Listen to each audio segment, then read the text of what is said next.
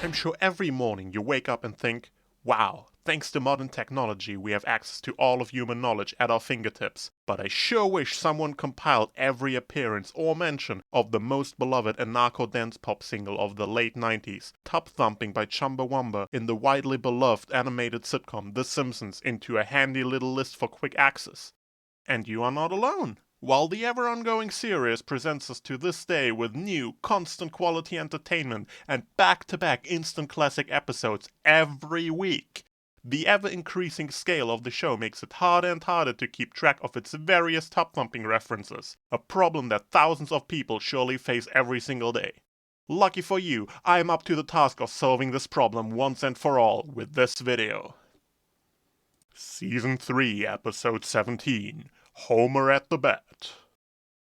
In the widely beloved classic softball episode, Mr. Burns drops the sneaky little reference, "Did you hear that, Harry? My boys need only to thump your tub, and the title is ours." Of course, this episode came out a good 5.5 years before the Chumbawamba song, but the show's ingenious writers must have been able to sense that the time was right for a group of English anarchists to write the biggest pop smasher of the 90s. Talk about The Simpsons predicted! Season 13, Episode 20. Little Girl in the Big Ten. We're still only scratching the surface here. This is the one most people will be familiar with. This is likely the one that sparked your year-long fascination with the study of Simpsowambology, the cross-section of Simpsons and Chumbawamba studies, that has led you to the all-encompassing question. Well, that was great, but how much deeper does it go? The answer is, of course, much deeper. But we have to start somewhere, and there is no better place to start than here. In this episode, Lisa finds herself in the situation in which she tries to pass herself off as a college student. When her new college friends drop her off at home, they hear her father, Homer, loudly singing along to the song with changed lyrics. "I take a whiskey drink, I take a chocolate drink, and when I have to pee, I use the kitchen sink. I sing the song that reminds me I'm a urinating guy." Avid Chumbaheads, fans of the band Chumbawamba, will know that this differs from the original verse of the song, which of course has the iconic lines, "He drinks a whiskey drink, he drinks a vodka drink, he drinks a lager drink, he drinks a cider drink, he sings the songs that remind him of the good times, he sings the songs that remind him of the better times." Much different than the version our Homer sings, but not nearly as hilarious.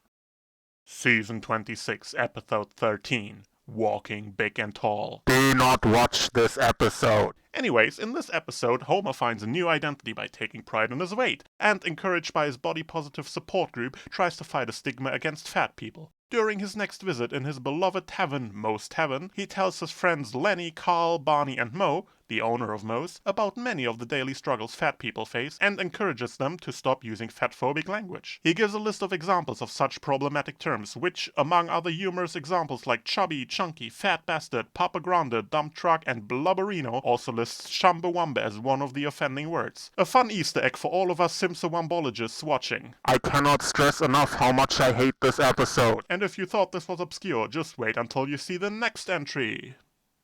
Season 29, Episode 7. Singing in the Lane.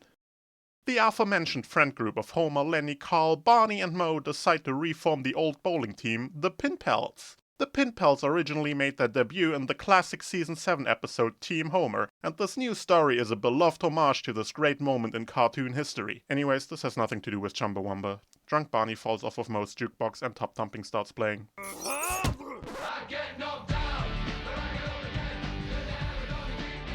That's it.